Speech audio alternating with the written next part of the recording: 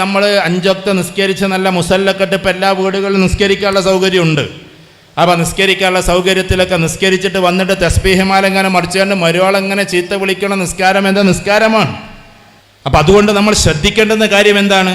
ഈ നിസ്കാരം കാര്യങ്ങളൊക്കെ ചെയ്യുമ്പോൾ എൻ്റെ വാക്ക് ശ്രദ്ധിക്കണം, എൻ്റെ നോക്ക് ശ്രദ്ധിക്കണം, ആളുകളുള്ള ബന്ധം ശ്രദ്ധിക്കണം.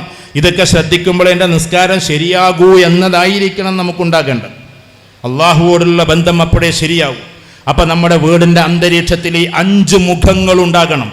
അഥവാ അവിടെ ഈമാൻ്റെ അങ്ങേറ്റത്തെ അറ്റ്മോസ്ഫിയർ ഉണ്ടാകണം, ഇബാദത്തിൻ്റെ അന്തരീക്ഷം ഉണ്ടാകണം, മുആമലാത്തിൻ്റെ അന്തരീക്ഷം ഉണ്ടാകണം, മുആശറാത്തിൻ്റെ അന്തരീക്ഷം ഉണ്ടാകണം, അഖ്ലാഖിൻ്റെ അന്തരീക്ഷം ഉണ്ടാകണം. ഈ 5ഉം കൂടിയതാണ് വീട്.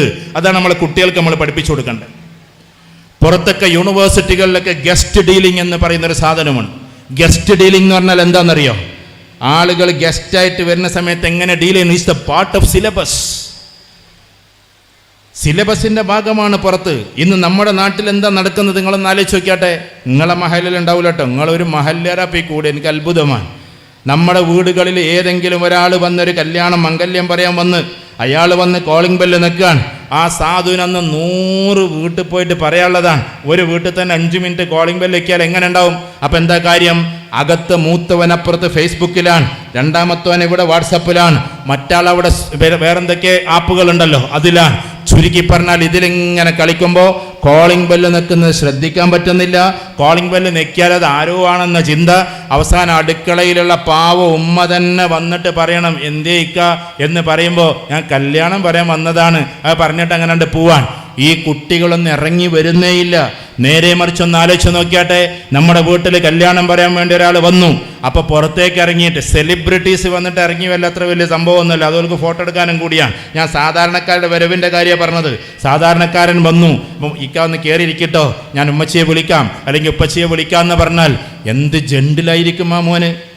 അങ്ങനത്തെ മക്കളാണ് നമ്മുടെ വീട്ടിൽ വേണ്ടേ? കോളിംഗ് ബെല്ല് നിൽക്കുമ്പോൾ ഉടനെ വാതിൽ തന്നെ ഇക്കായി കയറിയിരിക്കും. ആദ്യം പറയേണ്ടത് ആര് വന്നാലും കയറിയിരിക്കാനാണ്. കയറിയിരിക്കാൻ പറയണം. അതാരായാലും യാചകനാണോ അവനോടും കയറിയിരിക്കാൻ പറയണം. ഞാൻ എൻ്റെ കാര്യം പറഞ്ഞിട്ട് പോവാണ്. എന്നിട്ട് ചോദിക്കണം, ഭക്ഷണം വേണോ? ആ യാചകൻ എങ്ങനെയൊക്കെ ഏതൊക്കെയോ നോക്കണം കേട്ടോ. വീട്ടിൽ ആളൊക്കെ ഉണ്ടെങ്കിൽ ഇത് ചെയ്താൽ മതി.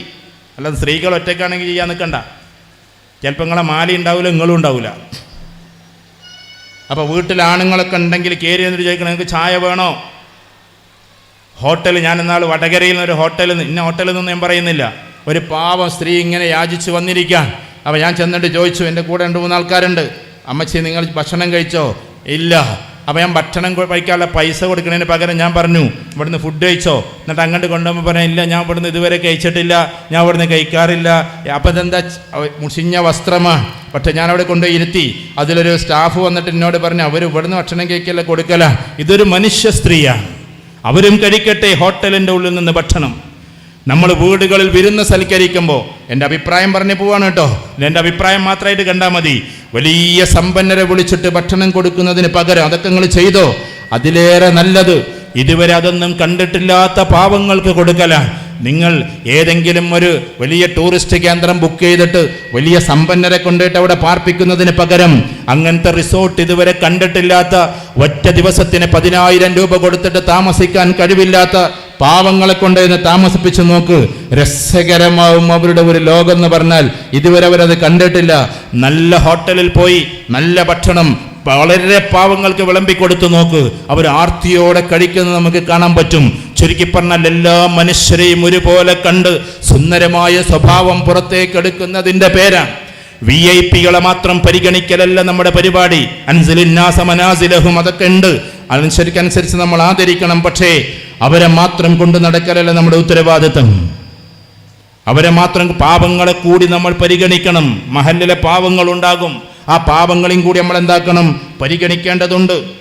ഒരിക്കൽ VIP-കളായ ആളുകൾ വന്നിട്ട് റസൂലുള്ളാഹിയോട് പറഞ്ഞു, അള്ളാഹുവിൻ്റെ റസൂൽ എന്ന് പറയുന്നവനെ, വാക്കൻ അങ്ങനെയാണ്, ഏ മുഹമ്മദേ നീ ഞങ്ങളോട് സംസാരിക്കുക സല്ലല്ലാഹു അലൈഹി വസല്ലം. ഞങ്ങൾ VIP-കളാണ്, ഞങ്ങൾ വളരെ പ്രധാനപ്പെട്ട ആളുകളാണ്, ബഹുമാന്യരായ ആളുകളാണ്, ഖുറൈശി പ്രമുഖരാണ്.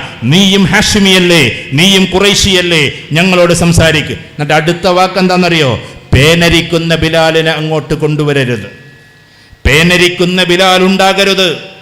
അവർ കളിയാക്കി പറയാം, അല്ലാതെ ബിലാൽ റളിയല്ലാഹുവിന്റെ തലയിൽ പേൻ ഉണ്ടായിട്ടൊന്നുമല്ല. പേനരിക്കുന്ന ബിലാലിനെ അങ്ങോട്ട് കൊണ്ടുവരരുത്, ഞങ്ങൾക്ക് നിങ്ങളോട് സംസാരിക്കാനുണ്ട്. പാവപ്പെട്ടവരാരും അങ്ങോട്ട് വരരുത്, ഖുറൈശികളല്ലാത്ത ആരും കടന്നു വരരുത്. അങ്ങനെ പ്രവാചക തിരുമേനി സല്ലല്ലാഹു അലൈഹി വസല്ലമക്ക് തോന്നി, ശരി ഇവരോട് സംസാരിക്കുക തൽക്കാലം, എല്ലാവരും കൂടെയല്ല എപ്പോഴും നടക്കണം, ഇവരോട് ഇവർക്ക് എന്താ കേൾക്കാനുള്ളത് നോക്കാം. കടലാസിൽ അങ്ങനെ എഴുതി, കടലാസിൽ എഴുതി എന്തെന്നറിയോ, ആ ഉറപ്പൊക്കെ എഴുതി ആരിങ്ങോട്ട് വരില്ലാന്ന്. അങ്ങനെ സംസാരിച്ചുകൊണ്ടിരിക്കുമ്പോൾ ആരും അങ്ങോട്ട് ചെന്നില്ല. എല്ലാവർക്കും കാണാം പ്രവാചക തിരുമേനി സല്ലല്ലാഹു അലൈഹി വസല്ലം VIP-കളോട് സംസാരിച്ചുകൊണ്ടിരിക്കാൻ. പക്ഷേ രണ്ട് കണ്ണും കാണാത്ത അബ്ദുല്ലാഹി ഇബ്നു ഉമ്മ മക്തൂം റളിയല്ലാഹു തആല അൻഹു തൻ്റെ വടിയെല്ലാം ഇങ്ങനെ കുത്തിപ്പിടിച്ച്, സാധാരണ കണ്ണ് കാണാത്തവർക്കൊരു ശബ്ദടലുണ്ട്, ആ ശബ്ദട്ടിട്ട് ഇങ്ങനെ കുലുക്കിയിട്ട് പറഞ്ഞു, അല്ലമനീ യാ റസൂലല്ലാഹ് കമാ അല്ലംത റബ്ബി, എൻ്റെ റബ്ബ് നിങ്ങളെ പഠിപ്പിച്ചത് എനിക്ക് പഠിപ്പിച്ചത്. അല്ലമനീ യാ റസൂലല്ലാഹ് കമാ അല്ലംത റബ്ബി, ഇത് പറഞ്ഞുകൊണ്ട് ഇങ്ങനെ പോവാൻ. അതിൽ അലി റളിയല്ലാഹു തന്നെ തടഞ്ഞു വെച്ചു, ഇപ്പം അങ്ങോട്ട് പോകണ്ട, ഇപ്പം നിങ്ങൾ പൊയ്ക്കോളിൻ. അവിടെ റസൂലുള്ളാഹി സ്വല്ലല്ലാഹു അലൈഹി വസല്ലം വലിയ വലിയ ആളുകളോട് സംസാരിച്ചുകൊണ്ടിരിക്കുകയാണ്. അതിൽ അബ്ദുല്ലാഹി ഇബ്നു ഉമ്മ മക്തൂം റളിയല്ലാഹു തന്നെ പറഞ്ഞു, റസൂലുള്ളാഹിയോട് പറയണം, എനിക്ക് കണ്ണാണാത്തോണ്ട് വന്നതാണ്, ഞാൻ അറിഞ്ഞിട്ടില്ല എന്ന് പറയണം എന്ന് പറഞ്ഞിട്ട് മെല്ലെ തിരിഞ്ഞതേ ഉള്ളൂ. മലക്ക് ജിബ്രീൽ അലൈഹിസ്സലാത്തു വസ്സലാം അല്ലാഹുവിന്റെ റസൂൽ സല്ലല്ലാഹു അലൈഹി വസല്ലം അരികിൽ വന്നിട്ട് ഓതി കൊടുത്തു, അബസ വതവല്ല അൻജാഅഹുൽ അഅമ, അന്ധനായ മനുഷ്യൻ കടന്നു വന്നപ്പോ നിങ്ങൾ മുഖം തിരിച്ചു കളഞ്ഞോ റസൂലേ സല്ലല്ലാഹു അലൈഹി വസല്ലം, അവരെ നിങ്ങൾ പിരിച്ചു വിട്ടേക്ക്, ഈ പാവങ്ങൾ നിങ്ങൾ നോക്ക്, അല്ലാഹുവിന്റെ ഉഗ്രമായ ശിൽക്കാരം വരികയാണ്. റസൂലുള്ളാഹി സ്വല്ലല്ലാഹു അലൈഹി വസല്ലം പേപ്പറുകൾ ചീന്തിക്കളഞ്ഞ് എല്ലാവരോടും പിരിഞ്ഞു പോകാൻ പറയുകയാണ്. അഥവാ അബസവതവല്ല, നിങ്ങൾ മുഖം തിരിച്ചു കളഞ്ഞില്ലയോ, അൻജാഅഹുൽ അഅമ, അന്ധനായ മനുഷ്യൻ കടന്നു വന്നപ്പോ. അതുകൊണ്ട് ദീനില് എല്ലാവരും സമമായി പ്രഖ്യാപിക്കണം. ഉലമാക്കളെ പ്രത്യേകം നമ്മൾ ദറജയിൽ വെക്കണം, അവർ ഇൽമു കൊണ്ട് ആദരിക്കപ്പെടുന്നവരാണ്. അതേപോലെ തന്നെ ഉമറാക്കളെ അതിനനുസരിച്ച് നമ്മൾ ആദരിക്കണം. സാധാരണക്കാരെയും നമ്മൾ സ്നേഹിക്കണം. എല്ലാവരെയും ഒരേപോലെ സ്നേഹിക്കുന്ന ഒരു പൈതൃകത്തിന്, ഒരു പാരമ്പര്യത്തിന് നമ്മുടെ കുട്ടികൾക്ക് നമ്മൾ പഠിപ്പിച്ചു കൊടുക്കണം. ആ കുട്ടികൾക്ക് ഈ കൾച്ചർ ഉണ്ടാകണം. വിദ്യാഭ്യാസത്തിലേക്ക് നമ്മളെ കുട്ടികളെ പോകുമ്പോൾ സന്തുഷ്ടമാകണമെങ്കിൽ നമുക്കിഷ്ടമുള്ളതിലേക്ക് അവരെ തിരിക്കരുത്. ദയവ് ചെയ്ത് ഈ മഹല്ലിലെ ഒരാളും ഒരിക്കലും അവരെ വേറെ രീതിയിലേക്ക് തിരിച്ചുവിടരുത്. ചിലപ്പോൾ വാപ്പയ്ക്കിഷ്ടം മകൻ ഡോക്ടറാകലാകും. കാരണം പ്രത്യേകിച്ച് ഈ കൊറോണ വന്നതിന് ശേഷം ഡോക്ടർമാരുടെ വില എന്താണെന്നൊക്കെ നമ്മൾ അറിഞ്ഞു. അതുകൊണ്ട് തന്നെ എല്ലാവരും പിടിച്ച് ഡോക്ടറാക്കാൻ മെനക്കെടുകയാണ് പല രക്ഷിതാക്കളും. ആകുന്നവർക്കേ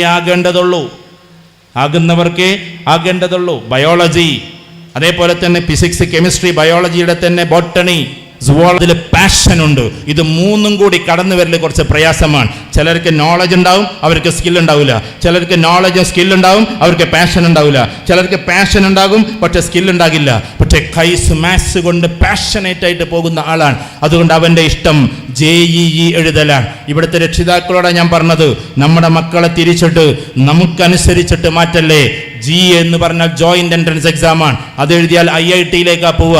അവിടെ പിന്നെ മാത്സും ടെക്നോളജിയുമാണ്. അതെന്നെ ഭയങ്കരമായി അതിന് ഇഷ്ടപ്പെടൽ വേണം. അത് കഴിഞ്ഞാൽ പിന്നെ എന്തും വേണം, വാല്യൂസും വേണം. ഇതുള്ളവരതിലേക്ക് വിട്ടോ.